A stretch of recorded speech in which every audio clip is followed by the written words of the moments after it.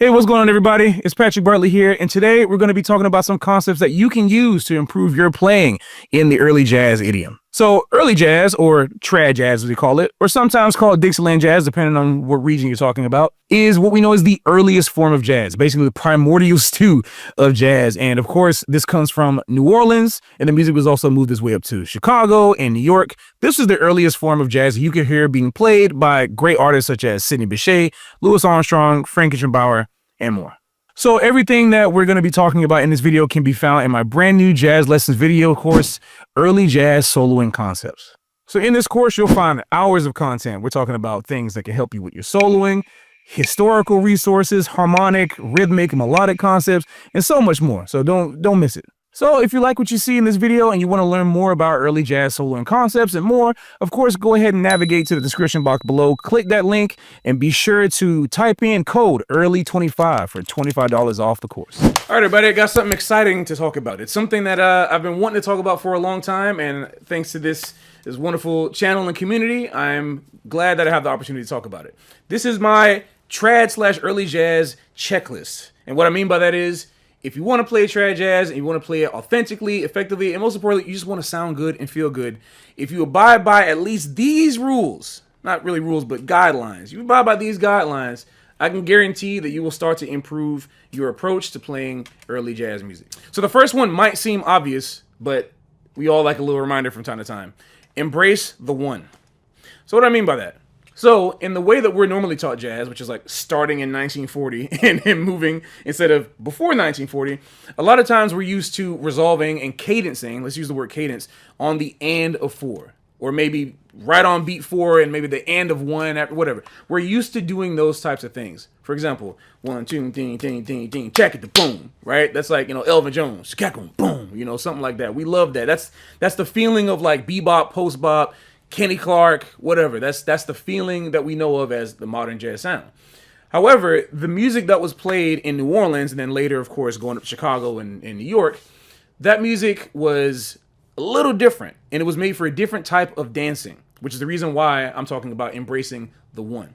So when I say embrace the one, if you're playing a line, or if you're playing any type of music rhythmically, when you're improvising, try to make sure that you embrace this feeling of gravity. 1, 2, 3, 4, 1, 2, 3, 4, 1, 2, 3, 4, like that, right? Okay, that's good. In some parts of New York, you also call that stomp music, like big band stomp music. So how do you kind of conceive of this when playing music? Okay, so if I have a line like, let's do a Charlie Parker line, right? Okay, that's kind of ending on like the and of one, skeg-on, right? Skeg-on. Well, how can I turn a line like that and kind of make it more trad sounding? Oh, whoa, what just happened? Well, here's the thing. This is the reason why early jazz education is really important. Charlie Parker was a kid. He was a baby during the time of trad jazz as we know it. So he would probably hear a line like that.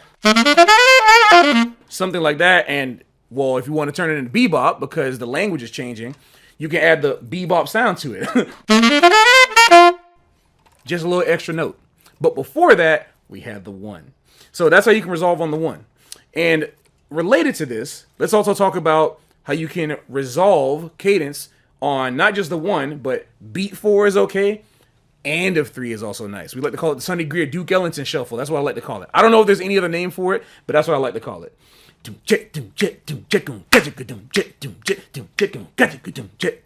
It's nice, right? This is a different type of feeling. And if I do that, you might notice your body start to move in a little different kind of way too, right? Well, that's the point. It's supposed to evoke a certain feeling that only this music can evoke for you.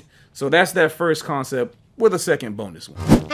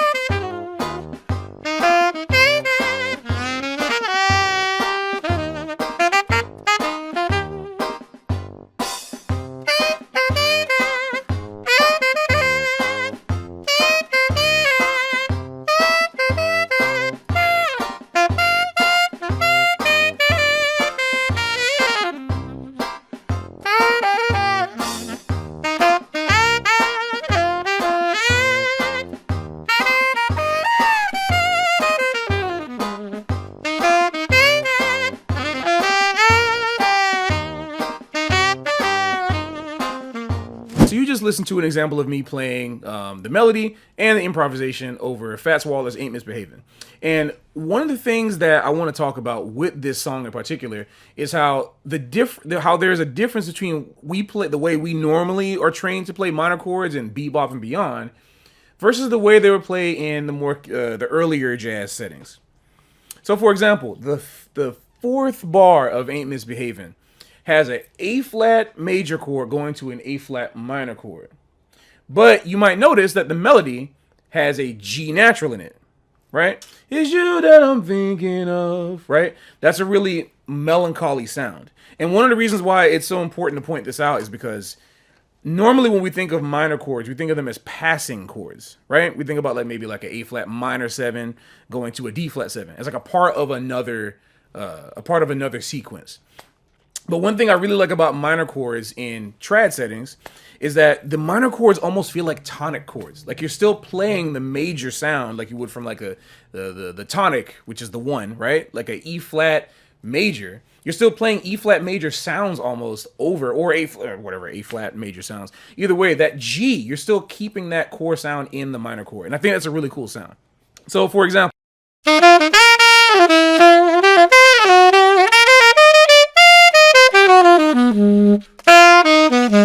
there's that minor 6 thing that if you've been seeing in the other videos we're doing, you've seen that minor 6 example there. And that sound to me is one of the most interesting sounds in trad jazz. And so I think if you find one of the examples that I challenge you, or not examples, maybe like an exercise, that I challenge you all who's watching this video to consider is anytime you see a minor chord that is in the same type of space like this, like if it's like a 4 minor going to a 1, right? Or a 4 minor going to a 3 minor or something. Try playing, instead of a minor 7, try playing a minor 6 and play the major 7 on top of that. It'll add a really interesting sound. So, for example, I guess like a contrast and like a bebop style. If I were to play this with more bebop sensibility, I might do something like this.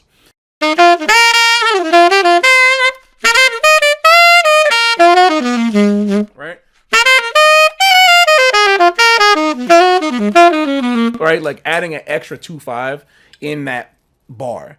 But instead, I want to let the chord breathe as its own drama, right? And that means that the tension that's created is from the major third turning into a minor third. That's it. That's all that's being changed there. And this pops up a few times in the song on all the A sections and some other songs as well besides this, but we're just using this as an example. So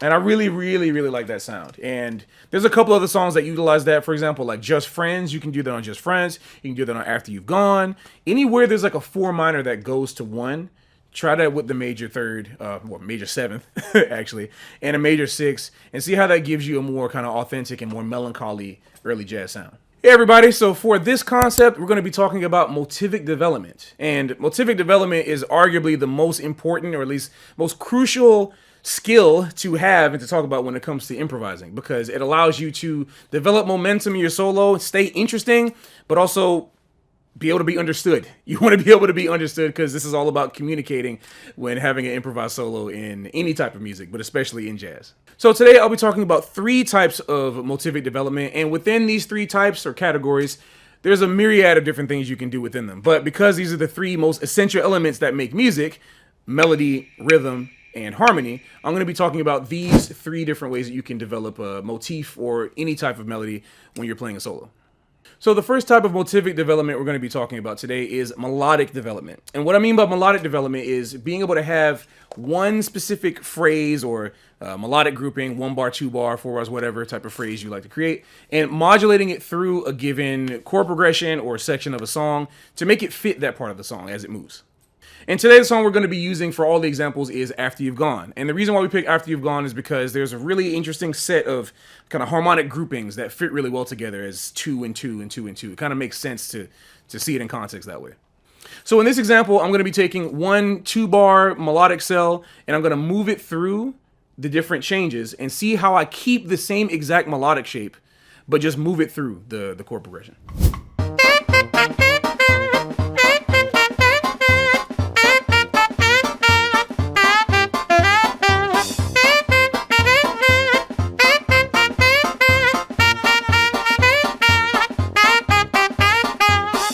So the second type of motivic development we're going to talk about is harmonic development. And harmonic development, especially in this exercise, may seem a little similar to melodic development, but there was one specific difference. And that specific difference is I am changing my chord tones within a specific melody or melodic shape to fit the changing harmony. And that means that the rhythm, the specific melody might be changing. I'm not keeping the same exact, melody intervals, but I'm matching it with the same style as I made the first melodic idea that changed. So it's a little subtle difference, but you can hear it once you hear it in context. So let's check it out.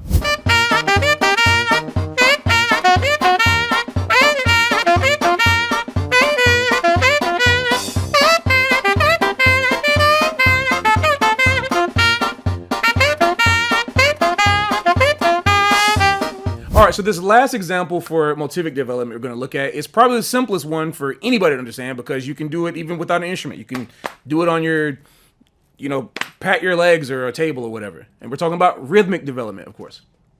So rhythmic development is really special in the sense that you can basically take one type of rhythmic phrase and you can start with that to give you like inspiration or momentum.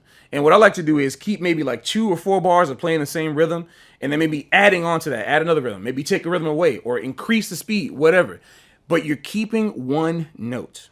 So normally you don't have to just keep one note, but for the sake of this exercise to keep it simple, I'm showing you how you can make a really good sounding solo with just one note. You don't want to do one note for 5 choruses. People are going to get bored. But at least for 1 chorus, half a chorus, anything like that, you can actually do this. Sonny Rollins did this type of thing all the time. Louis Armstrong did this in his St. Louis Blues recording. There's so many different recordings you can find people taking one note and rhythmically developing it throughout their solo. So in this example, I'm just playing D concert, which is B on the alto, and I'm just going for it. I'm just having fun. And my advice to everyone who is trying to do more rhythmic development and trying to get more rhythm in their playing, how do I feel good? How do I get more rhythm variety? Listen to drums. Listen to any type of rhythmic percussion or even some piano players, or rhythm section, any rhythm section players. They're called rhythm section for a reason. So go ahead and think like you're a drummer. Think like you're a drummer. Try to imagine that this note doesn't exist, that you can't hear, you're completely tone deaf. You can't hear pitch. You can only hear one tone.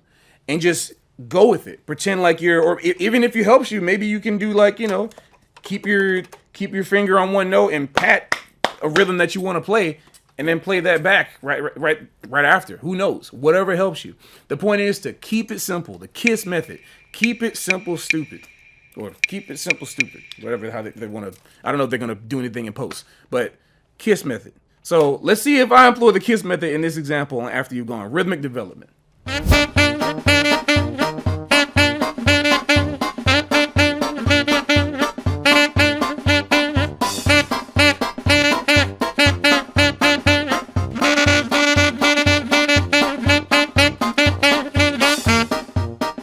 All right, everybody, that's it for this video. Thank you so much for watching. I hope you enjoy. And if you do want to see more of this, once again, don't forget to go in that description box below and hit that early 25 code so you can get $25 off the course. Thank y'all for watching. I'll see y'all next time.